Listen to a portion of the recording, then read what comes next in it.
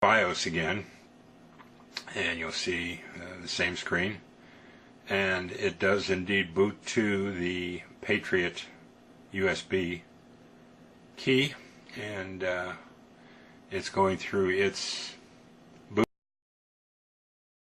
Puppy is such a small distribution of Linux.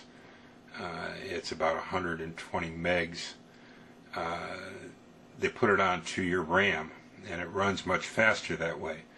Now that's a big plus, but on the negative side, they can't have as much in there, which would be software and so on. So pluses and minuses. It goes through the entire boot process, and it has loaded its kernel or its brains into your RAM. So when you shut this down, it just goes away like it's never even been there. Another advantage is if you have a machine that has a hard drive that doesn't work, you don't need a hard drive to run Puppy. And now you see the home screen, your desktop for Puppy. Looks somewhat like a XP. You're going to have to learn what all of the different icons do for you. A lot of it's similar to Windows, and some of it is not.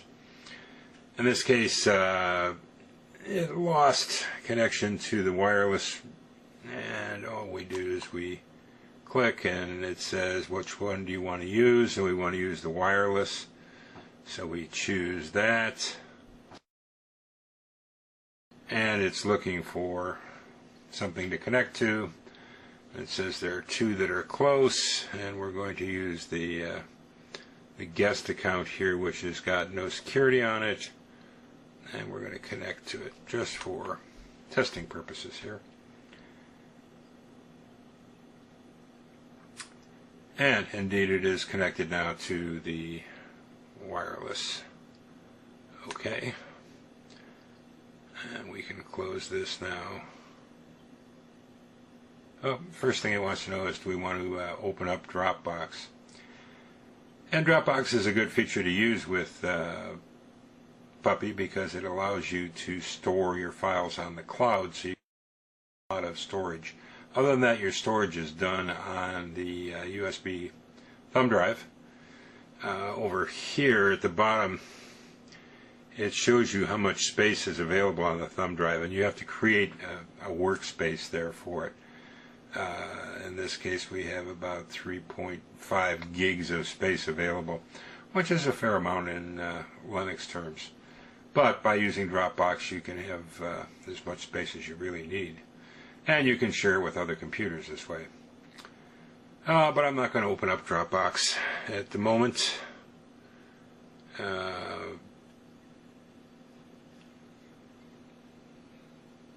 Other than that, what I want to show you while we're here, even though this is a very, very small distribution, if you go into the Writer program,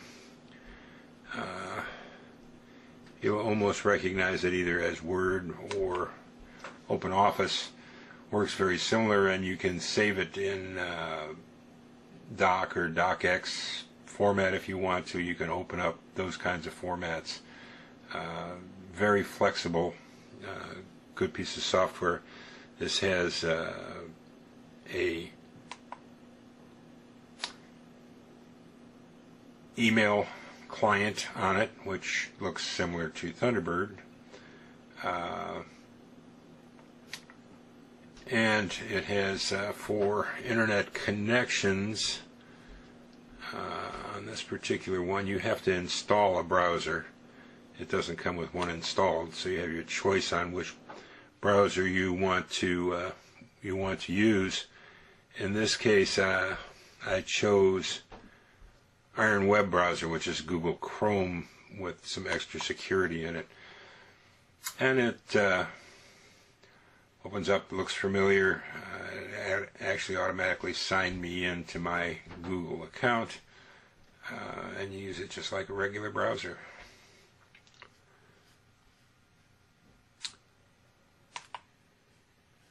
And we'll leave the rest of the exploring to you. Now, when we go to close this down,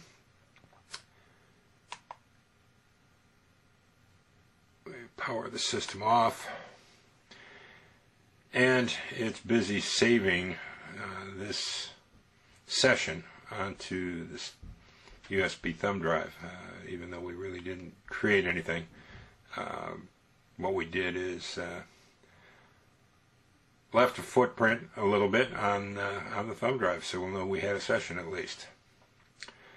And that's basically all there is to running Puppy on virtually any machine that you want to.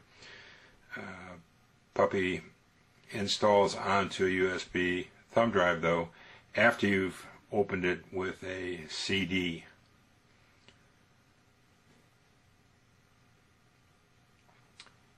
And it's done.